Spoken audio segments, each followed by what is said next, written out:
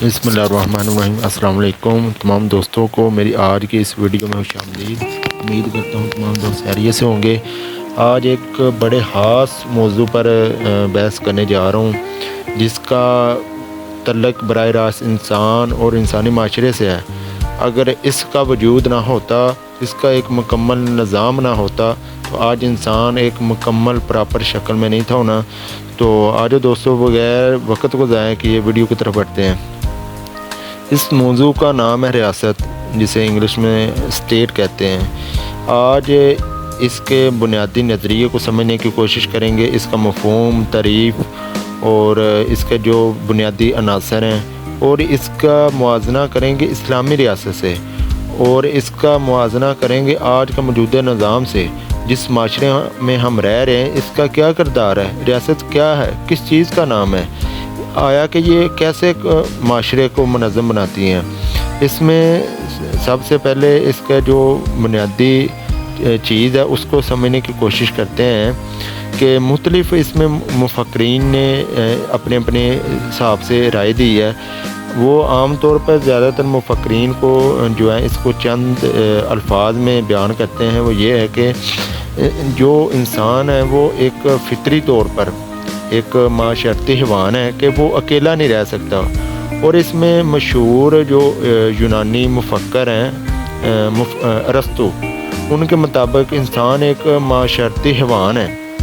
सही है ना। ये हैवान से मुराद आम तौर पर हम उसे लेते हैं, उस चीज़ को, उस इंसान को जो ज़हनी तौर पर मज़ूर हो, लेकिन यहाँ कुछ और कहना चाह रहे हैं।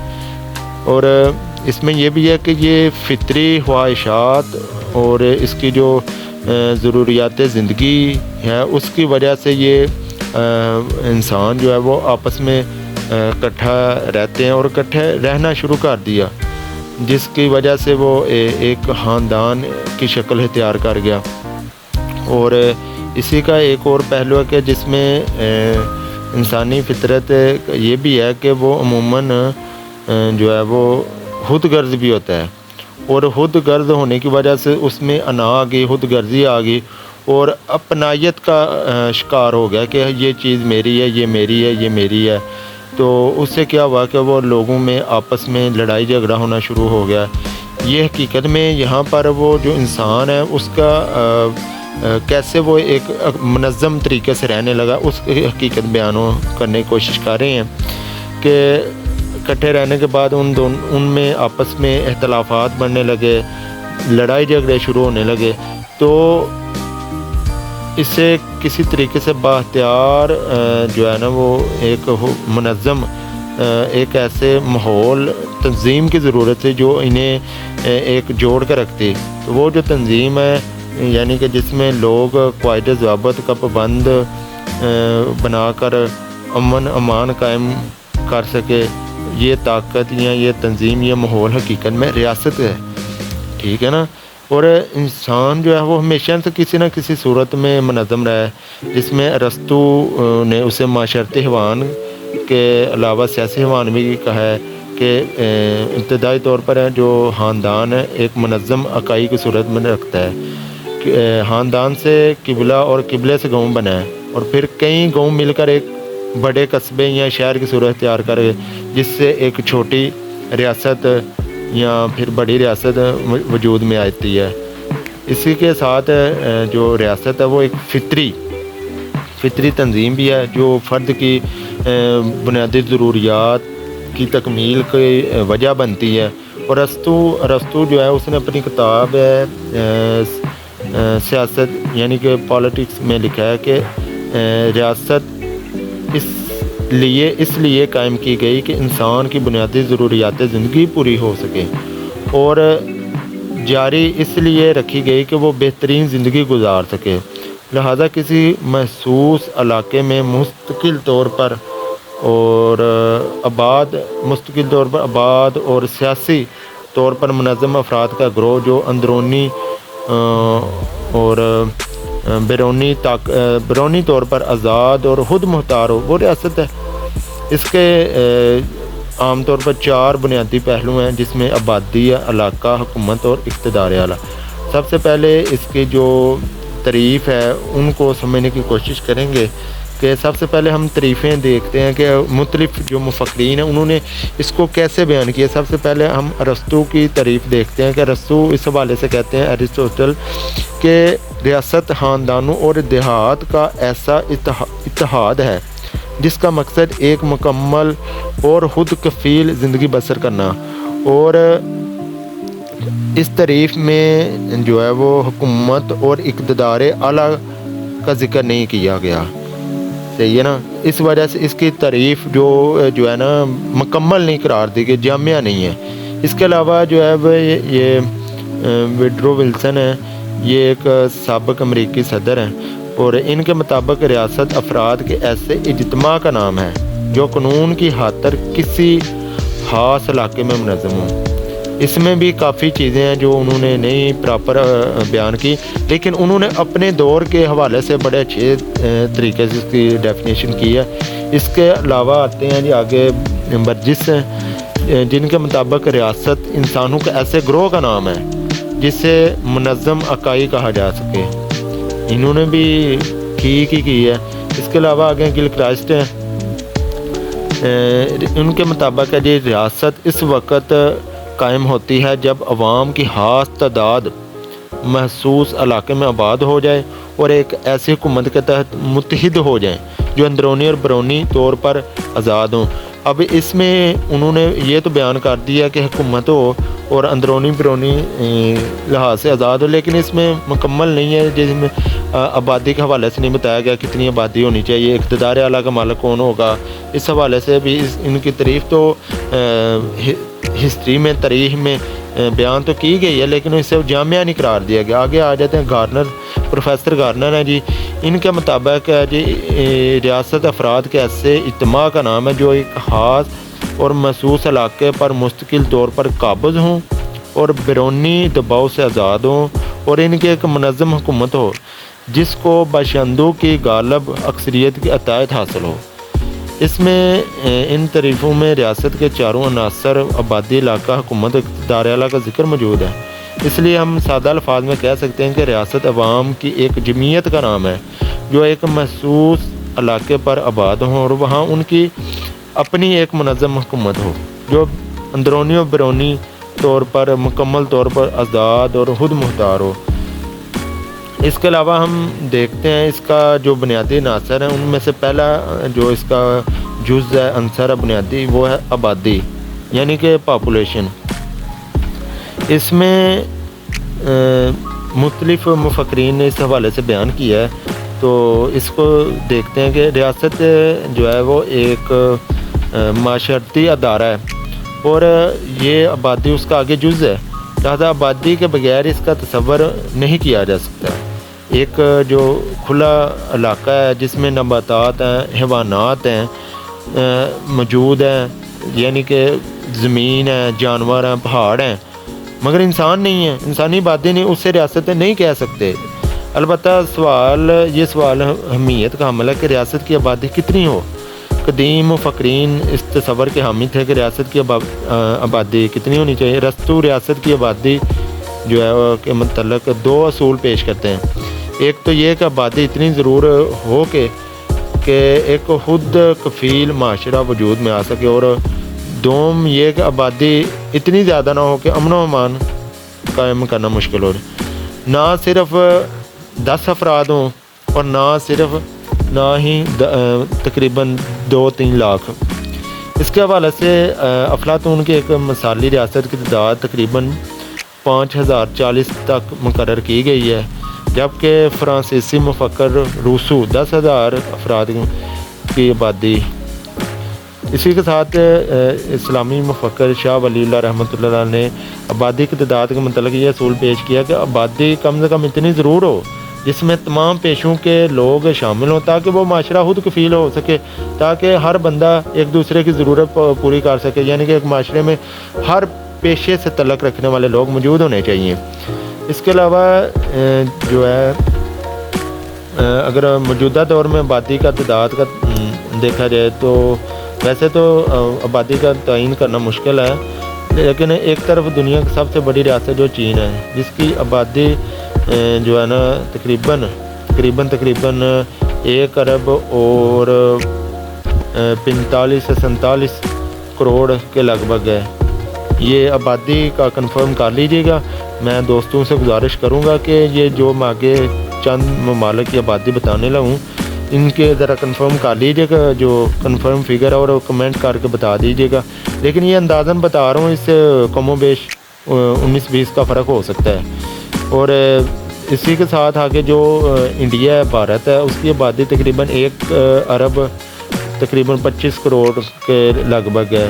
अमेरिका की 32 से 35 करोड़, इंडोनेशिया की 27 से 30, पाकिस्तान की 22 से 25 करोड़ तकरीबन है। और आबादी के लिहाज से देखा जाए तो ये वो ममालिक हैं जो बड़े हैं। इसी के साथ जो बड़े जो ममालिक तो हमने बता दिए हैं कि जिसमें ये चाइना है, इंडिया है, अमेरिका है, इंडोनेशिया है, और उसके बाद पाकिस्तान है। सही है ना। अब अगर हम देखें कि आबादी के लिहाज से सबसे छोटे जो हैं उससे में वटिकन सिटी है, इसके अलावा उससे ज़्यादा है। ये जो वटिकन सिटी है इसकी तकरीबन सबसे कम आबादी है। सही है ना। इसके बाद आ जाता है टुवालो, नॉर्वो, पालो, सान मरीनो। ये फिर आगे इनकी आहिस्ता आहिस्ता आबादी बढ़ती जाती है। वैसे भी जो है ना, इसमें हुकूमत जो है वो ख़ानदानी जो मनसूबा बंदी है उसकी शरह को इजाफ़ा जितना भी हो रहा है दुनिया में, उसको इजाफे को कुछ ममालिक तो कंट्रोल करने में कामयाब रहे हैं, कुछ इस हवाले से बड़े नाकाम रहे हैं। और इसमें मैं आप मुझसे बेहतर जानते कि किन ममालिक की मेरा इशारा है।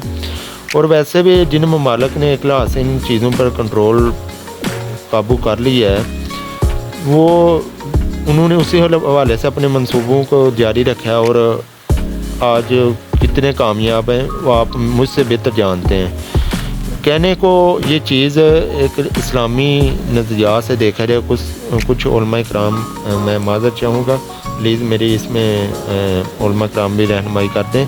कुछ उलमा इकराम इस हवाले से बड़े सख्त बयान देते हैं कि आबादी को कंट्रोल करने के हवाले से, लेकिन अगर साइंसी या माशरती हवाले से देखा जाए तो ये मुनासिब होनी चाहिए, हद से ज़्यादा मामला ख़राब हो जाते हैं। तो ये थी कुछ चीज़ें। इसके अलावा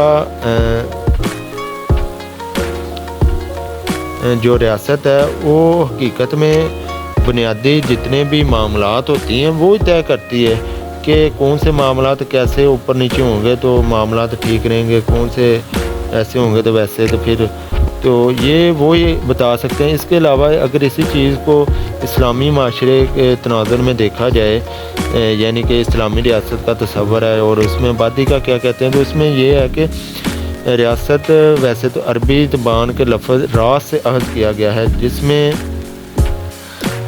जिसके मायने है सरदार या हाकिम के। इस लफ्ज़ रईस बना है जो कौम का सरदार, अमीर या खलीफा होता है। रियासत से मुराद हित्ता ज़मीन पर एक अमीर के तहत ज़िंदगी को गुजारने वाले लोग हैं मुनज़्ज़म तरीके से। इसकी शाह साहब ने, शाह वलीउल्लाह रहमतुल्लाह अलैह ने बड़ी अच्छे तरीके से तारीफ़ की है कि अहले मदीना से मुराद लोगों की ऐसी जमात है जो किसी ख़ास इलाके में रहते हों और उनकी अपनी हुकूमत हो, जो दाखिली और खारजी अमूर में पूरी तरह आज़ाद हों। गोया इस्लामी रियासत भी 4 बुनियादी अनासर जिसमें आबादी, इलाका, हुकूमत और इक़्तिदार आला पर मुश्तमिल है। अलबत्ता इस्लामी रियासत में इनकी नोयत मुख्तलिफ है। इसमें अगर आबादी यानी कि पॉपुलेशन को देखा जाए पहले बुनियादी अनासर में से, तो रियासत एक इंसानी अदारा है, लिहाजा आबादी के बगैर इसका तस्वर नहीं किया जा सकता। इस्लामी रियासत में भी जो है ना आबादी की कोई हद मकदार नहीं है।